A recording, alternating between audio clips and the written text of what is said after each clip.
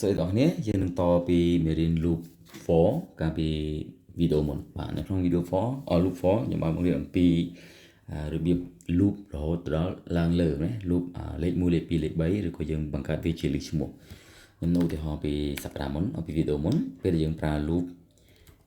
in I smart oi zone này I tôi chén đọc sạm ở ai tôi chẳng đọc hay những ai plus ai bộ nắng tụi món những ai print run bao nhiêu máu những ai trong giờ tụi bạn lấy số hoặc là lấy đọc bây giờ mà run sẽ mới lấy số nó lấy buồn sẽ nó sẽ dùng mình lấy đọc này bạn thấy person chỉ copy đúng nhưng mà bạn thấy person thì chẳng đã lấy mũi thứ mấy dùng vô ai buộc chỉ mũi lần mũi tụi mới dùng print giờ nâng chập đầm tụi bạn lấy riêng thì lấy mũi hoặc là lấy đọc cái nhé hỏi nó không phong đá in có việc ai sân tổ loop for này vì ai rọp bị trả lại cho nên bây giờ thôi rọp bị trả cứ những u thôi nhưng trong rọp bị một phẩy đô lịch muối đã ai xem một phẩy nên chúng ta thông giếng đồ đã thông giếng số nên ta minus đọt này nên chúng ta thông đa máu đã tại ai nên các bạn đấy chứ mình thay vì đừng rọp chọc vì một phẩy rồi đô số trong thông giếng số cứ mùi này ok chúng ta mới ok cho nên khơi chúng tôi lấy cho bị một phẩy rồi đó lấy mũi và ok chắc này cứ chia rồi biết để chơi ai pra loopដើម្បីប្រាប់ក្នុងកិច្ចការ Java ของ Android Studio របស់យើងបានហើយ loop វាមិនមែនត្រឹមតែធ្វើការតាក់ទងជាមួយនឹង in ប៉ុណ្ណឹងទេប៉ុន្តែវាក៏អាចធ្វើការតាក់ទងជាមួយនឹង string ផងដែរអូខេឥឡូវខ្ញុំនឹងចូលទៅមើលជាមួយគ្នាអំពីរបៀបប្រើប្រាស់ string មុននឹងចូលក្នុង string ខ្ញុំចង់ឲ្យអ្នកនរបង្កើតជា list មួយសិនដើម្បីយើង apply ជាមួយ list ឧទាហរណ៍ខ្ញុំបង្កើត list មួយនៅក្នុងនេះហើយខ្ញុំដាក់ក្នុងនេះគឺ string អូខេហើយខ្ញុំដាក់ឈ្មោះវាគឺ list ស្មើជាមួយនឹងបងប្អូនអាចដាក់ស្មើក៏បានឬយើងអាច declare វានៅខាងក្រោមតែហើយមកឬក៏ដាក់ list ខាងក្រោមនេះក៏បានដែរដូចគ្នា list យើងដាក់ dot arrays សំដៅ list ស្មើនឹង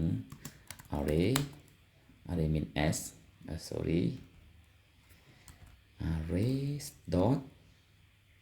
slist ណា array dot slist បន្ទាប់មកយើងអាចនៅក្នុងនេះយើងដាក់ជា list របស់យើងមកអូខេខ្ញុំអាច copy list នឹងដាក់មកខាងលើហ្នឹងដាក់នៅក្នុង list របស់ខ្ញុំនេះណាអូខេហើយខ្ញុំបិទ strict connection យើងមាន list ឈ្មោះមួយដែលមានឈ្មោះថា list នេះមិញខ្ញុំបាននិយាយថាយើងអាចដាក់អញ្ចឹងក៏បានឬក៏មួយទៀតវិធីមួយទៀតយើងនៅក្នុង Java គឺយើងអាចដាក់នៅក្នុងតទៅនឹងក៏បានដែរហើយយើងដាក់មក arrays dot slist បាទយើង enter នេះគ្នាមកហើយខ្ញុំ copy ឥឡូវដាក់នេះគ្នាអញ្ចឹងក៏បានដែរអញ្ចឹងយើងចង់ឲ្យ list មួយនឹង print នៅលើ loop for របស់យើងធ្វើយ៉ាងម៉េចយើងអាចធ្វើដូចលើកមុនបានទេវាខុសគ្នាតែបន្តិចទេអ្នកនរបើសិនជាខ្ញុំប្រើជា string array នេះគឺយើងធ្វើម៉េចឥឡូវយើងប្រើ in អត់ទៅ for in ប្រហែលជាបងប្អូនមានសំណួរថាចុះយើងអាចខុសពី i បាទពិតប្រកាសជា i ឥឡូវខ្ញុំប្រើ a ម្ដងតោះ a ស្មើឲ្យ0 a នេះតូចជាងឥឡូវខ្ញុំឧទាហរណ៍ពីខាងលើសិនណាឧទាហរណ៍ពី name នេះយើងដាក់ name នេះជាមិនមែនជានេះទេយើងឃើញ name dot length មែនទេវាខុសគ្នាពីមុនយើងបានរៀនហើយបន្ទាប់មកយើងដាក់ a plus មែនទេបន្ទាប់ពេលយើងចង់sorry យើងចង់ run code របស់វានៅក្នុងនេះគឺយើងគ្រាន់តែដាក់ a មក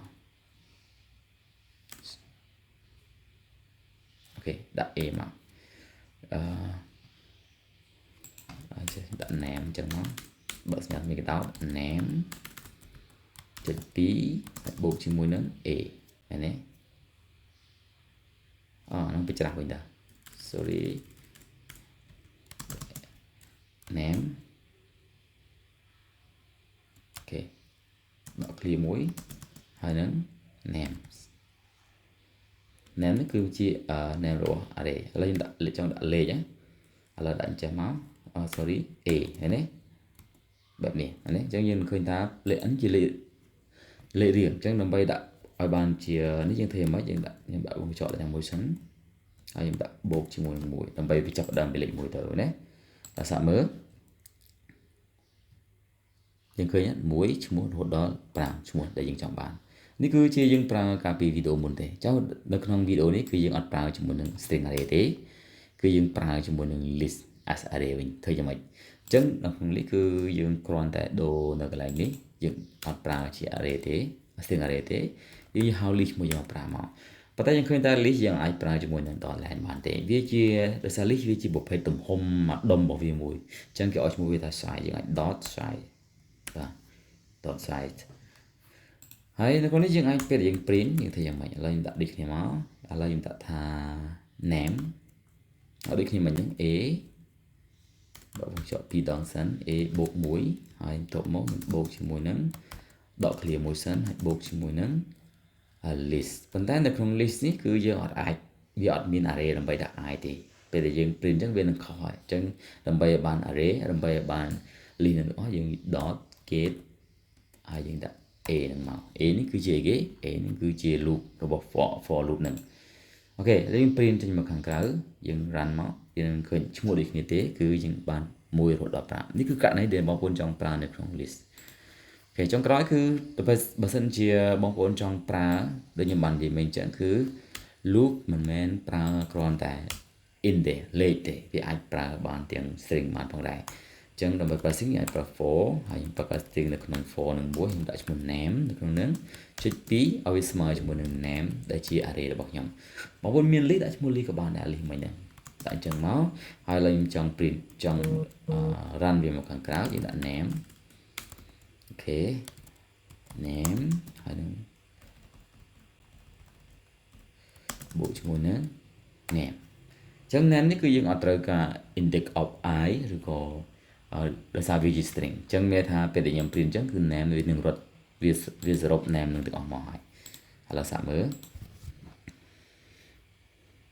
ខេភាពខុសគ្នាគឺវាបែបនេះវាយើងអាចដាក់លេខ1លេខ2បានទេដោយសារយើងប្រើជា string name ប៉ុន្តែបើសិនជាបងប្អូនចង់បានលេខបងប្អូនអាចដូរកន្លែងហ្នឹងដាក់ទៅជា int វិញហើយប្រើតាមលេខនេះលើមុនមកគេរៀនមានតែប៉ុណ្្នឹងទេសូមប្រយ័ត្នប្រយ័ត្នអរគុណច្រើន